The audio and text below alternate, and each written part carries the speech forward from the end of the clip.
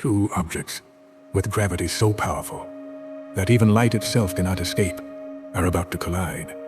And when they do, the universe itself will shake. Black holes can orbit each other for millions of years, slowly getting closer and closer. Their gravity creates a dance unlike anything else in the universe. But as they approach, they begin twisting the very fabric of space and time itself. The universe around them becomes something impossible, a giant cosmic distortion.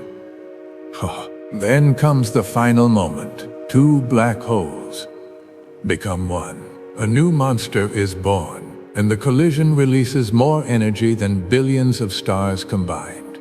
But the explosion is not the only thing they create. The collision sends invisible waves through the universe, known as gravitational waves. They travel across space, like ripples moving across a cosmic ocean. But what if two black holes merged near Earth? The effects would be beyond anything humanity has ever experienced. Luckily, these events happen incredibly far away, across the endless darkness of space. Every black hole collision creates something bigger, a larger, more powerful cosmic giant. And somewhere in the universe right now, two invisible monsters may be moving closer, preparing for their final battle. The universe is still hiding its greatest secrets,